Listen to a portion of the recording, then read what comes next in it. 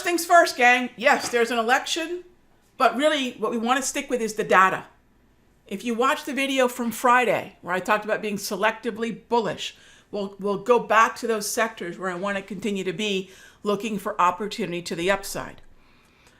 This one's a really important, and I'm going to just move the clock out of the way. This is a really important bit of data here, all right? I think it's a really apropos one, too. This is 1901. This is 2024. There is nothing about overall movement that suggests the election is a harbinger for a crash, all right? So let's knock it off with the clickbait and focus on what it is that we've been seeing all year. We have seen the equity markets continue to hit all-time highs throughout 2024. Are there some things that are a little bearish? Yeah, I think that if we want to take a peek at, say, bonds, I think bonds have been an interesting thing where even though we're in a monetary policy cycle of rate cuts, a dovish cycle, but bond yields are concerned about something. So I'm not going to be Pollyanna here. Let's get the concerns out of the way. And we'll get a lot clearer an idea about clearing up these concerns, hopefully by Thursday, because we have actually the most important economic event. We're traders here, right? The most important economic event for the week is the FOMC 2 p.m. on Thursday, 2 p.m. Eastern. If we're going to see the bonds start to move higher, in other words, if we're going to start to see yields reflect the movement to the downside that the Federal Reserve is going to continue cutting into next year, it will likely be on Thursday. The November 7 rate cut is priced in. The December 18 rate cut is darn near fully priced in. It's sitting at, let me refresh this just to make sure we're looking at the most recent data as the markets have closed 15 minutes ago. Equity markets, the cash close. Yeah, there we go. 97.5% rate cut. This is fully priced in, gang, for November 7. December 18, 77.9%. The line of the sand on this chart is getting above 80%. Once we're above 80, that result would be what I would call fully discounted. And sure, there is a lingering expectation for a hold. It's 21.6%. That's okay. This is by far the most probable outcome. And once it crosses the 80 threshold, that will be for the most part fully priced in. So we're very likely to see a rate cut in November, a rate cut in December. Gang, those are positive things for the equity markets.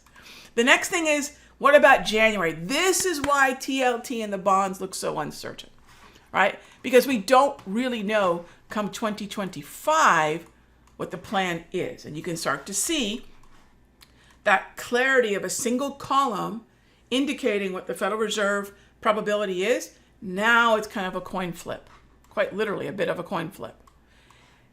Thursday could help. And then even the press conference on December 18 obviously can continue to give us more clarity about 2025. All right. This is not about the election, gang. It's about monetary policy. And monetary policy is so much more important. Another interesting fact, the NYSE has usually, historically, up until the mid-'80s, been closed on Election Day. Since the NYSE has been open on Election Day, since that point, 80% of the time is an up day, is a positive day. And today is no different. This positive up day is not only benefiting from the election probability, it's also benefiting from what? Gang, rate cuts are not bearish. The reason for the rate cut might be scary, right? The reason why rates are being cut, but once the cuts start coming in, stocks like cuts, right? Lower lending rates, lower borrowing rates. This keeps the equity markets up, and that's why I say we want to be selectively bullish. All right, let's get to the selective part. And we'll dive into a lot more detail in the premium video, but at least let me start showing you all what it is I'm going to start diving into. This is a look at a 1 month, right? A 1 month look back on a number of very popular industries like home builders, oil services, retail, semiconductors, gold miners, metals and mining, along with the main U.S. sectors. Probably the most interesting thing about this is just how little interest there are in defensive sectors. XLRE is doing okay, but your XLRE, XLP, and XLU are defensive sectors. I love seeing those weak when it is we're getting risk appetite. What could be more risk appetite than 2 of the 4 sectors in the NASDAQ at the top of the list? That's XLC and XLY. There's nothing risk averse about that, right? Followed by financials, metals and mining, gold miners, and then there's technology. XLK is up there as well. So there's really not a lot of reason to be bearish when you consider the kind of sectors that are rallying the last 1 month. And this would include the October 31st sell-off. What about November? Well, once we start looking specifically at month to date through November, this just screams that November is absolutely risk appetite. The only things that are lagging are utilities, gold miners, largely because of the massive miss in Newmont mining, all right? But everything else is positive on the month, from basic materials, financials, even healthcare, which has been a dumpster fire, marginally positive. Led at the top by home construction, retail, consumer discretionary, semiconductors, technology, and heck, even oil services. So that tells you what's been happening so far just 5 days into the month. This is not folks running for cover. Otherwise, we'd see staples and utilities at the top of this list, which we have seen. We saw that a lot in August and in July, August, and even into September. That's not the environment we have right now. So while it may not be the clickbait of, oh my gosh, be bearish, it's what we have seen overall throughout the year, gang. Buy the dip, focus on the strongest sectors.